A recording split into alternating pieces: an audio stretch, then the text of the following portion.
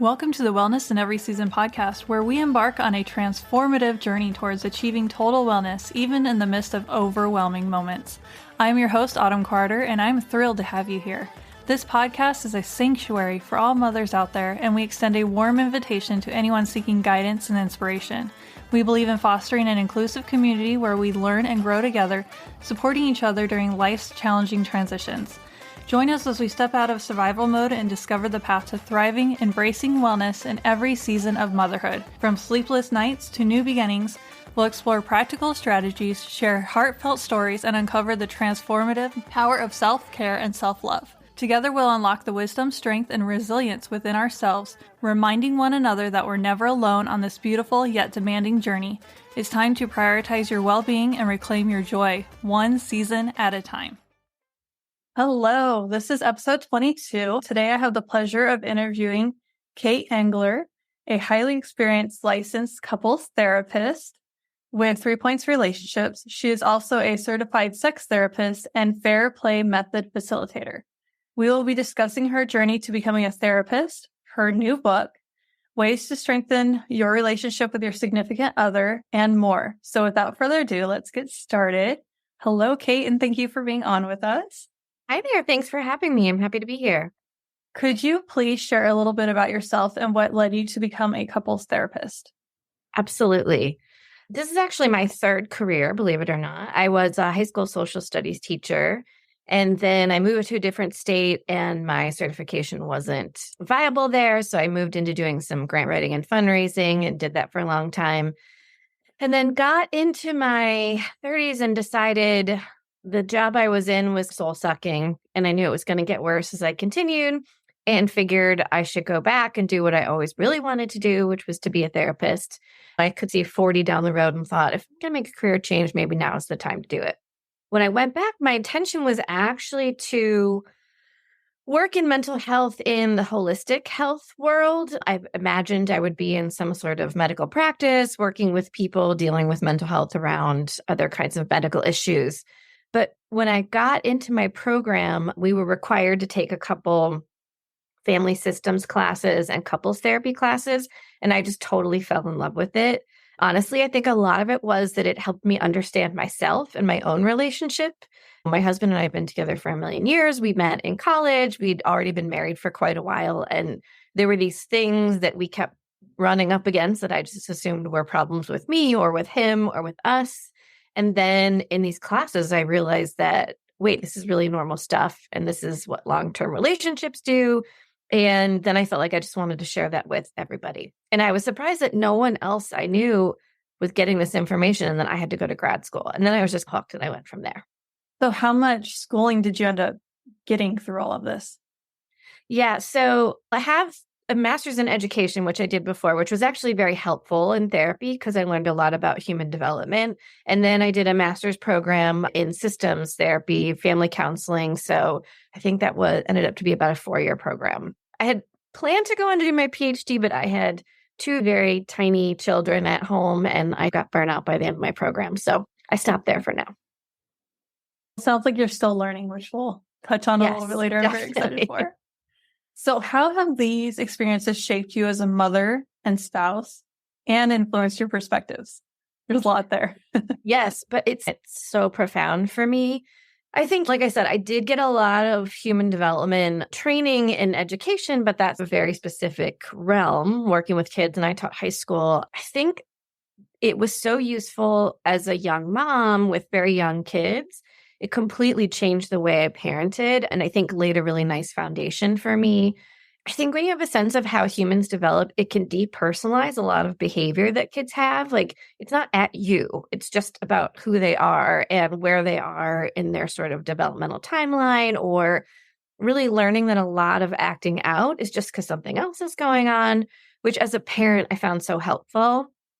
I also think probably the biggest impact on both my parenting and my relationship was really understanding the power of deep empathy and listening, and not at a surface level, but really being able to sit with someone and hear what was going on with them and just reflect back what you're hearing. I remember having an experience with my son. I think he was maybe 2.5, and he was having some sort of fit. And I remember learning my program to just really literally say back what you were hearing. And I think I said, "It sounds like you are so mad." And he just looked at me like flabbergasted, and the whole thing quieted down. And I realized adults like that too. And so I think I became much more empathetic with my partner, which is always helpful. And in general, then a better listener, I like to believe, with people around me, and realize how powerful that was, just being with people in their experience and not having to interject my own all the time. And I think that just changed my perspective overall about humans, that even what appears to be really terrible behavior or bad things almost always has a reason and almost always comes from fear or hurt. And I think that's just been helpful in me having a more compassionate stance for people, including my husband, most of the time, unless we're in one of those modes. I like that. Most of the time. Yeah. We're going to be Yes. real here. Yes. Yeah. I've had a couple clients say, "I bet you guys never fight." I'm like, no, that's not how it goes. It's definitely not. We're still humans. It's about fighting fair, right? Yes, exactly. Exactly. And if nothing else, being able to repair well. And that's, I would say, I do have some sort of tips and tricks that I've learned along the way, which is really helpful through my training, that I would not have had unless I sought it out specifically. And I don't know that I even would have known where to look had I not had the training. I love that so many couples therapists, they offer online like free tips and tricks. And that's why you follow people like this. Learn more. Yes. Are there any particular areas of interest or specialization within therapy that you focus on? Yeah. So I really have made my work very couple centric. This is my little bit of plug, I would say, for if you do go to work with a couples therapist, find someone that has training specifically in that type of work. It is not the same as doing individual therapy. There's a lot of different elements that go into it. Because I got so hooked, that's really been the focus of my work. So my practice that I own is all relationship focused. I do see people individually, but we tend to be working on relationship issues. Sometimes people have a partner that doesn't want to come in. Sometimes it's other relationships. And so I work with people in family relationships too, siblings, parents, kids. I don't really see kids anymore. But once I had my own kids, I stopped seeing kids in my practice. It was too much. But primarily it's romantic relationships. So working on those. And then a couple of years ago, I went and got my certification in sex therapy too, which I think just added to the work with romantic relationships, because it's something that we don't talk a lot about in our culture. It's very tricky to talk about and can be very sensitive. And so learning how to balance that too has really been big. And then for me, the fair play method is about balancing domestic division of labor. And that's a big area of focus for me too. And we were talking before this episode, and we are going to have that be its own standalone episode about fair play. I'm so excited about it. Yeah, it's over here clapping my hands. You guys can't see me. But why is your business called 3 Points Relationships? I hired someone a couple years ago and realized I had been Kate Engler relationships and thought, this doesn't really work if I'm going to have people working for me. And as I was exploring names and symbolism, I really kept coming back to the notion of the triangle. I feel like it fits so many different things. It's mental, physical, emotional selves. It's, if anyone's out there familiar with Maslow's hierarchy of needs, is a triangle. It's about balancing multiple perspectives, which for me, I think is at the heart of the couples work that I do, and the relationship work is holding multiple perspectives and being able to hold different parts of ourselves. And so I started with the logo first, and then the name came after. I love that. And I actually have an episode, I will link it in the show notes and in the description for this, that all about Maslow's hierarchy of needs. Oh, nice. And I struggle every time to say that word all together, or those two words It's a together. mouthful, for sure. Yes, I had to edit that like almost every time I said it. Yes. Okay, so here is the big question that a lot of people ask, and I've asked: when should you see a couples therapist? It's such a good question, and I think it's really tricky. And, you know, what we know is that most people actually wait a really long time. The research says people usually wait 6 to 7 years before they see a couples therapist, which is a really long time to be struggling in your relationship and feeling like you can't solve things. So I would say there's a few different things. The most standard, I think, and probably most intuitive is if you are finding that you and your significant other are coming up against the same thing over and over again, you have this argument you cannot get through, and it ends, but you don't really find any resolution. Sometimes we need to just move past something and let it go. There's not going to be a resolution. I used to have this mentor who would joke, like, she and her husband, their ongoing argument was, do dirty dishes belong next to the sink or in the sink? Like, they weren't going to solve that. They probably didn't need therapy for that. But if you're finding really touchy issues showing up over and over again, that is a great time to seek out support. Everybody has these moments and you don't need to wait 6 to 7 years. So that's a big one. If you're in a period of transition, I would say this is probably the biggest thing that sends people to my office. So this could be moving in together, getting married, having a baby, buying a house, changing jobs, moving. Any of these things tend to stir up a lot of underlying issues. And so I would even recommend to people, if this is coming down the pike, set up some sessions with a therapist. Ideally, if you have one you already have a relationship with, that's easiest. But there's no harm in just having a third party to help you talk through that stuff. One I think that surprises people is when things actually mostly feel okay, but you just notice there's a couple little trigger points. It is much easier to sort through things when you aren't already at each other's throats. So if you just notice, like, this is a sticking point for us regularly, but things mostly feel okay, go see somebody. They can help you develop some new strategies. I always say a full toolkit is best. If you only have 1 or 2 things in your toolkit, if those things don't work, you're a little out of luck. When things are feeling okay, like, just go get a few more, add them in there. That way, if life changes, you have them. And then obviously there's crises. If things are happening, if there might be infidelity, if there is some other big relationship crisis related to, I don't know, addiction, things like that's a trickier issue because there can be some issues with couples therapy if the person is not also getting help for those things. But if you're in the midst of a crisis, certainly getting help is important. And then a big one too, I think, is when you want to peacefully end a relationship, couples therapists are actually really good for that. They can help you talk through it. I actually work with a lot of people on doing a process I call intentional separation, which is taking a break very peacefully and intentionally in your relationship, or when people decide they're ultimately going to divorce. We all hear horror stories, but it doesn't have to be that way. And you can really do it peacefully. And especially if there's children in the mix, working with a therapist, I think, is really helpful in being thoughtful and intentional and careful in the way that you end a relationship. Okay. So a few things. They belong in the dishwasher when they're dirty. That's probably really the best place. Yes.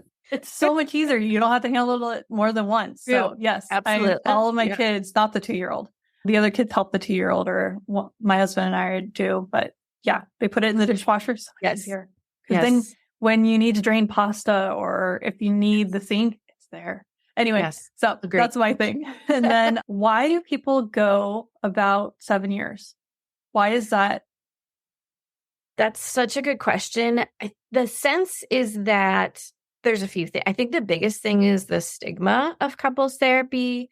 We see a lot of bad representation in the movies and TV of what it is, and people think it's the first step towards divorce. I remember so vividly having this conversation with a high school friend. I think I was back visiting my parents and we went out for a beer or something, a bunch of us, and he was talking about another friend of ours that was dating someone, or maybe they were newly married and they were going to go to couples therapy. And he made some comment like, if you're in couples therapy, you shouldn't be together. And I thought, oh God, because I think my husband and I just started couples therapy. This was even before I became a therapist.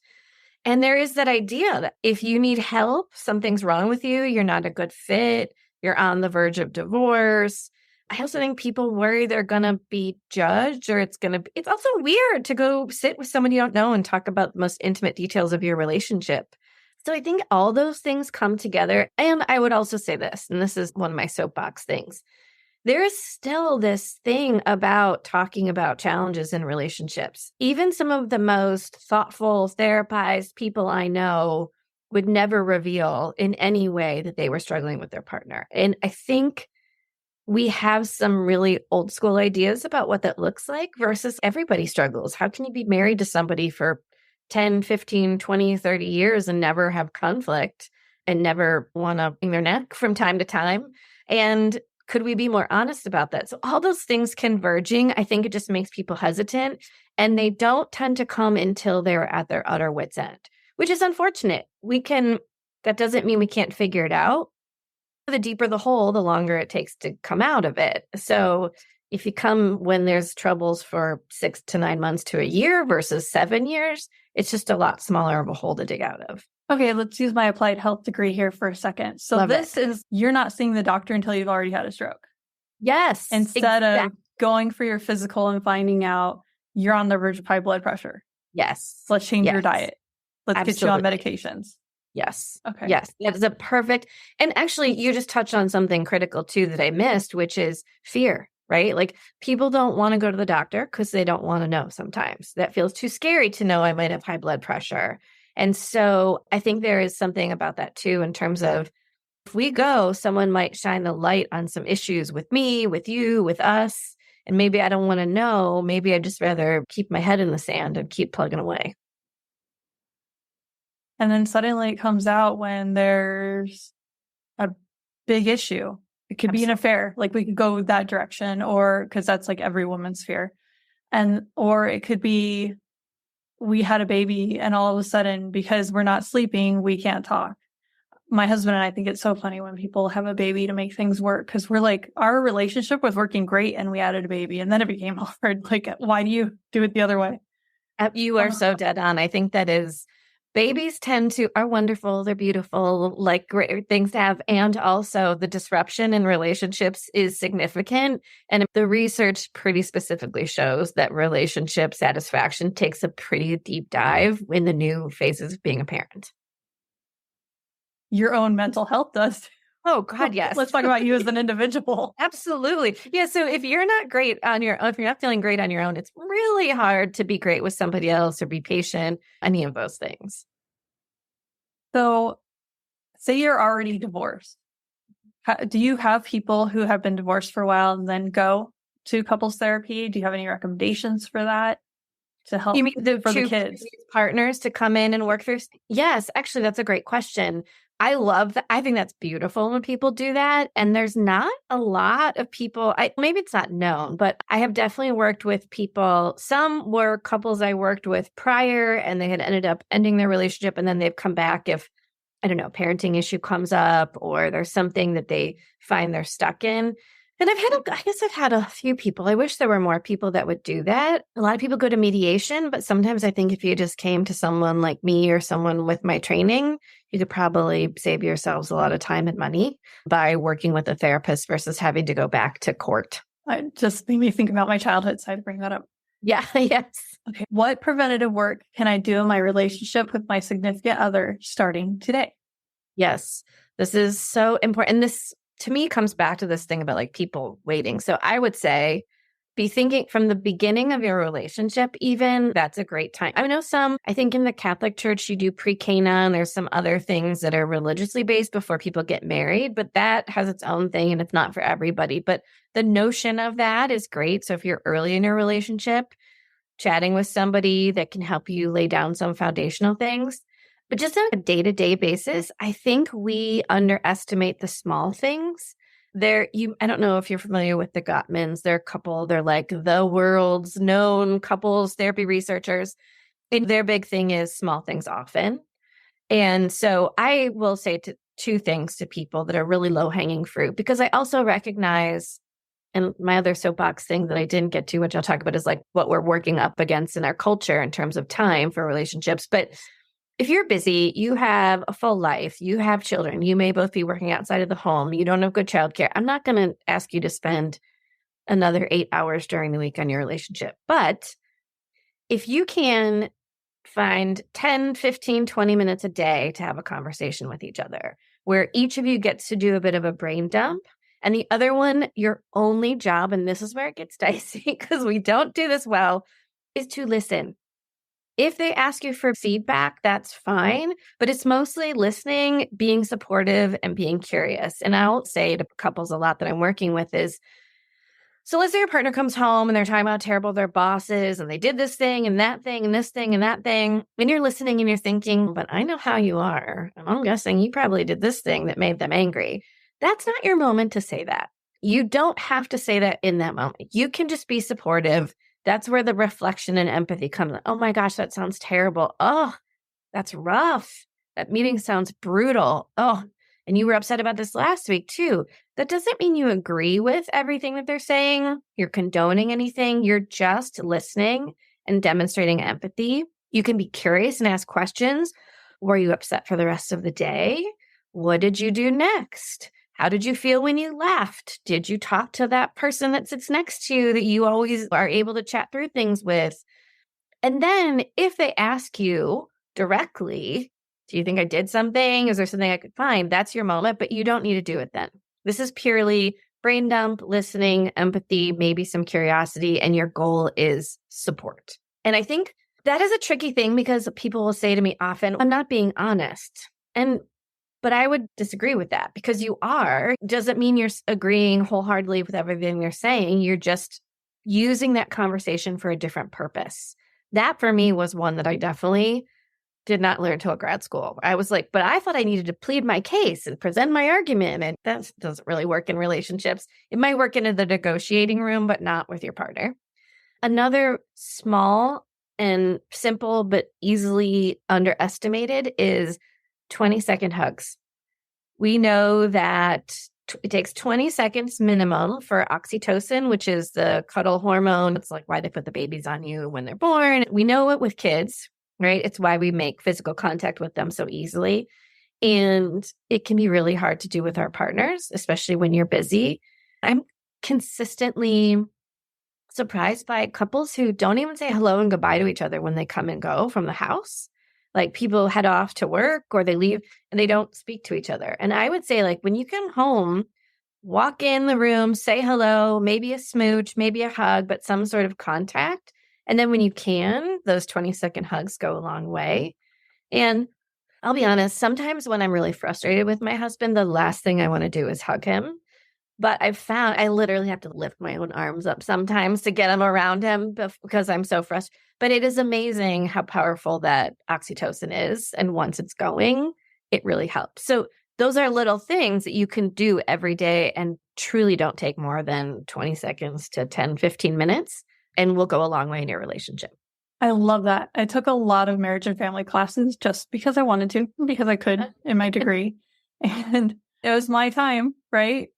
I learned the importance of face-to-face when having those conversations, and of that gives them, like even talking about children here, that when we are being empathetic and reflecting back and really listening, that they will start opening up and telling us the big things.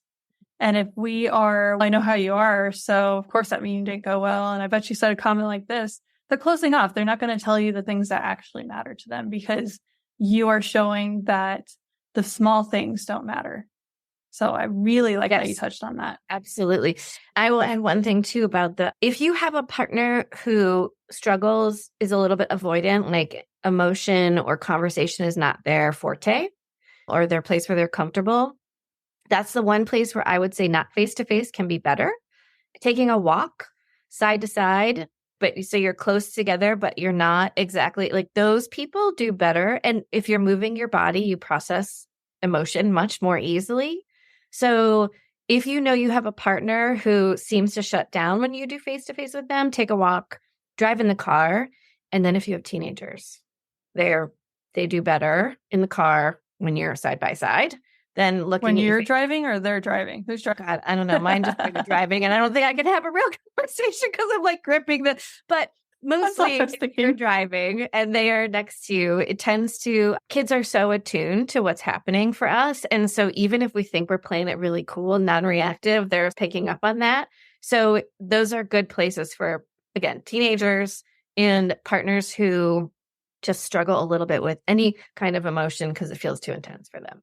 But otherwise, face-to-face. And there are certain topics that are too intense where we need to go for a walk, or we do it on the drive and have a movie playing in the van. Yes. So the kids are watching a movie while we can talk. Yeah. Sometimes we go for a drive just because that's when we actually can talk and they're not so needy. Yes. Here's some food. Yes. Here's a movie. Goodbye. Yes, absolutely. Yes. Okay. This one I'm really excited for too. What milestones are most important to be aware of in my relationship, and what should I do about them? Yes. I love this question.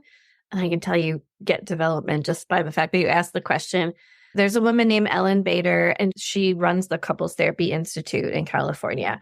And she and her partner developed what they call the developmental phases of a relationship. So the way we think about child development, the different milestones that they have. So I tend to use theirs. They break it into 4 different things. The first is they call it bonding, which just is that really schmoopy part of the relationship when like everything, you just have stars in your eyes and everything your partner says and does, even the way they chew gum is like magical and you just can't believe how connected you are. And this is often when people are just having sex all the time and they're cuddle and like even sometimes other relationships can fall off. These are the times your friends are like, where have you been? I haven't seen you in 3 months. You're just always with your whoever.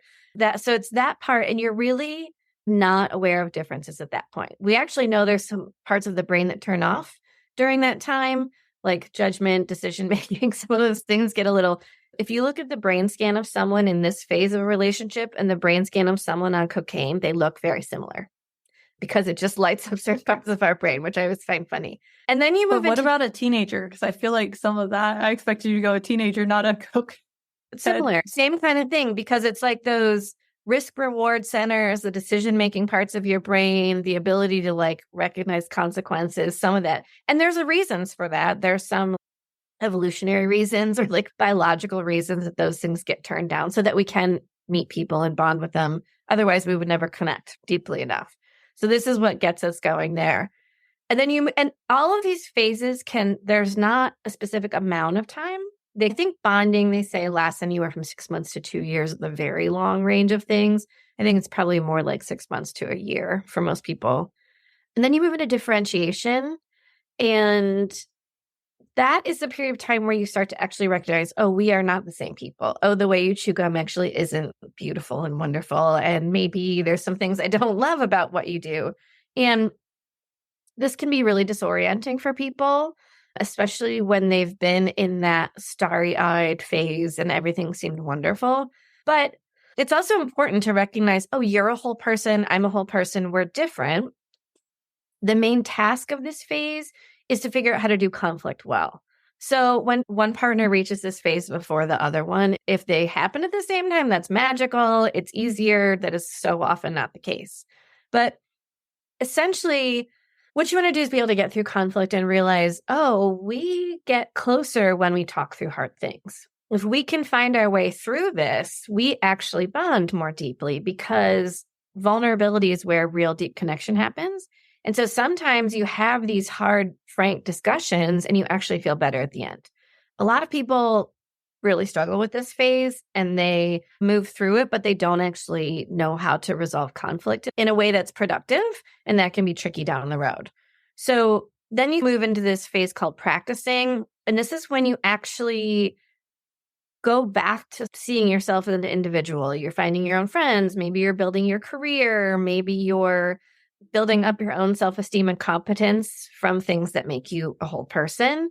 And usually it's like a pretty self-focused moment, not in a bad way. I think it's just people coming back to themselves. I see this a lot with people as their kids are getting a little bit older. They suddenly are like, oh, wait, I don't need the hands-on care partner as much. I'm going to do my thing. You do your thing. This can get dicey and cause conflict if people don't have strong connections underlying it. They don't have good structures in their relationship set up for this. And one person feels like they're not able to do what the other one is. But the task of this is essentially figuring out like yourself and getting those needs filled and how you do that outside of the relationship so that you can come back to it as a whole person. And that's a pretty long phase usually. I think that because it kind of dips in and out of differentiation and practicing. This isn't linear necessarily. You go in and out.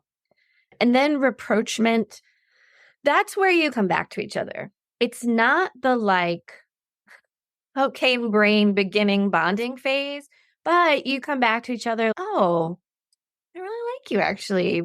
You're who I want to hang out with.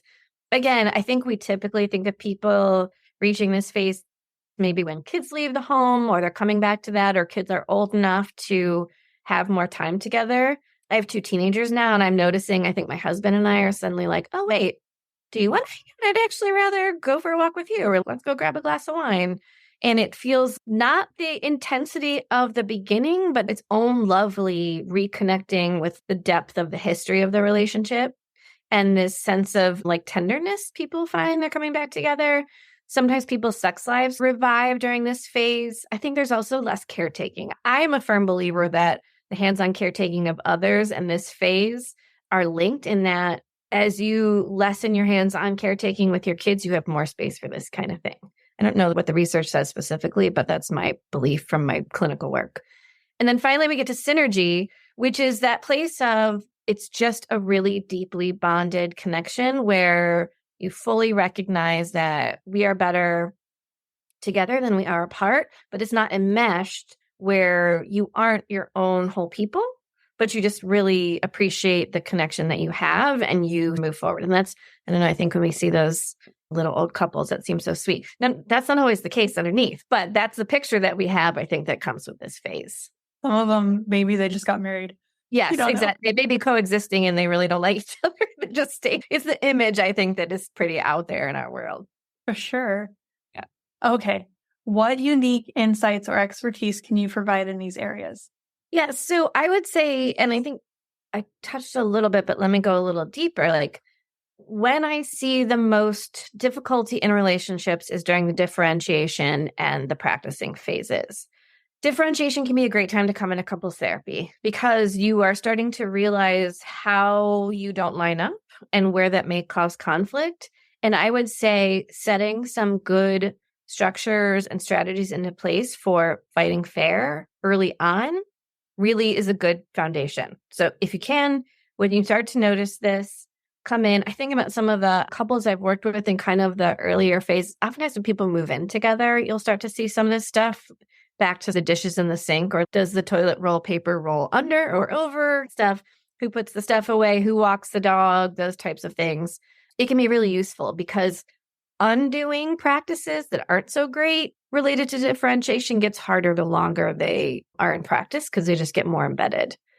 And then in the practicing phase, I would say I see a lot of people that come into my office and it's an FU version of the practicing phase where it's, I'm going to do what I want. I don't care what you say. And I get it where people get to that. And sometimes it may feel warranted, but over a long time, that can be corrosive. So if you are struggling with that, I'd sometimes talk about like the tally sheet that some couples will keep of you were out with your boys for 2.5 hours on Friday. So I'm going out with my girls for 2.75 hours on that. Doesn't serve anybody. I think it can be helpful to get some support on that is how can you do that in a way where everybody is supporting each other, right? No one really has enough time to get what they need. Nobody really has enough time to have all the things that fulfill you as a person, but how can I best support you? Like my husband knows that for me, going and walking with my friends is one of the best things I could possibly do. It makes me feel good. I move my body. I talk about all the things. So even if we're busy and he's not around, he will work to set it up that I can do that. What can we do about this? How can we get the dog taken care of? Maybe the neighbor can take him out. And vice versa with him. He's a big cyclist. He likes to go on these long rides. Even if I have a conflict, can I also then work to support him getting what he needs to happen? And sometimes he just needs help with that.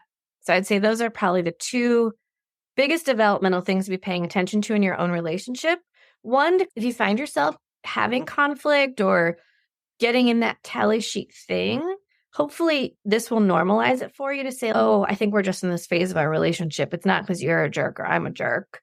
That will be a beginning. And then, okay, we've tried to make our way through this, but we're not able to do it. Let's get some help. Or, oh, you know what? I know that in this differentiation phase, our main goal is to do conflict well. So let's buy this book. Let's talk through this differently. Let's go see a therapist because I think that will help us in the long run.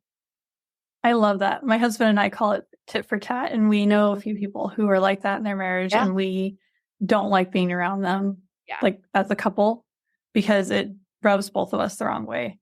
Yeah. We very much like to help the other person and support them, like you were saying. And we just, our marriage feels better because he's doing something nice for me. I want to do something nice for him, but it's not keeping score at all. And it's very much the notion that it's never, we're both giving 100%. Yeah. It's always ebbing and flowing because one day I can't because I'm not feeling well, or the kids just tapped me out, or he had a hard day at work, or we're never giving 100%. We should never expect that of the other person or expect that of ourselves. We're setting ourselves up for failure if we do that. So I really like this whole thinking of we are different, but how do we work together? How do we make this work and look at things as this is the problem, not you are the problem or I am the problem. So I really like what you're saying. Yeah, great. Okay, we are getting short on time. So tell me about your book and what you have going on. Yeah, so I'm working on a book right now. It's about Gen X relationships specifically. And people always look at me like, what are you talking about when I say that? But what I've learned, I am a member of Gen X. And over time, just through my clinical work, through my own experiences, and then just people in my life that are also grew up in the same world, started to realize there were these very similar relationship issues that were coming up. And because my favorite thing to do is research, because I'm a big dork and that's what I love, I started doing a ton of research because I could not understand why this was happening. And the answers I was getting were like, I don't know, I don't think it's just that women are having a midlife crisis. And what I came to realize was there was so much happening in the world that we grew up in, significant changes in gender dynamics, laws changed, things like Title IX. There was huge upheaval in the economics, divorce rates spiked. Women went back to work in numbers never before seen. As everybody knows, we were the latchkey kid generation. And so all those things have now played out into the way that people are doing their relationships. So the book really takes a lot of that stuff and explores through client anecdotes, all of which, of course, has changed to make it totally private. Nobody knows who the people are, my experiences, and then a bunch of history and sociological research to explain why the relationships need a different kind of support and why the issues are different, and then how things can move forward. And that's I meant to say this earlier, this kind of comes back to a big piece of my work, and this is like the social studies teacher in me, is to also say, you are not alone in your issues, and it's not just you that are creating them. Like, we live in a world that makes it hard to be in relationships. We don't have great childcare options. We don't have maternity and paternity leave options. All these things actually play out in your relationship. And so this is my way of demonstrating all of that in this book. You have a title yet and a date yet? I do not have a date. The working title right now is Gen XO. So it's in the process of being shopped around. So I will definitely keep you posted. I'm hoping that it gets handled soon. It's been a long process for me. And I should say, I also hope this will be helpful to the generations that come behind Gen X, because I think they are doing better in the way they're handling things, but also have experienced some of the same things that we have because things change so dramatically. So to be determined when it will be coming out, and hopefully the name will stay. How do we follow you to know all the details? You can you can find me on Facebook and on Instagram, just 3 Points Relationships for both of those. My website is 3pointsrelationships.com. And when you go to the website, you can also sign up for my newsletter, which I send quarterly and just covers, I usually pick kind of one theme per newsletter. I'll talk about some current research. I usually give some sort of tips and tricks, and then share things like what I'm reading, what I'm listening to, interesting things to see. Perfect. And I will make sure to link all of it in the show notes. So come back to my website to check it out and follow us both on social, because we will be tagging each other.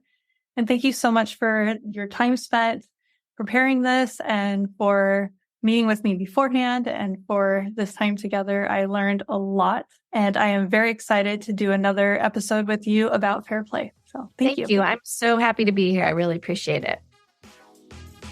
Thank you for joining us on this week's Refreshing Wellness discussion. I am Autumn Carter, your guide through the seasons of motherhood, and I hope you found inspiration and valuable insights during our time together.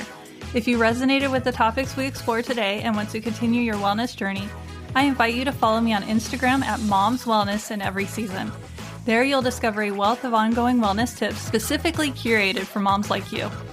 Sharing our podcast with others is an act of caring, and I invite you to spread the word by sharing, subscribing, and leaving a review wherever you enjoy your podcast. Your support is deeply valuable to us and enables us to reach more mothers who are seeking transformation and empowerment. If you have a specific topic you'd like us to cover in more detail, or if you're interested in a free coaching consultation, don't hesitate to reach out. You can send me a direct message on Instagram or visit my website, wellnessinEverySeason.com, to send an email. I'm here to support you on your wellness journey. Thank you again for being part of our vibrant community. I am genuinely excited to connect with you, hear your stories, and continue this important discussion in the weeks to come. Until next time, remember to prioritize your well-being, embrace every season with grace, and always strive for wellness in every aspect of your motherhood journey. Take care, and I can't wait to catch up with you soon.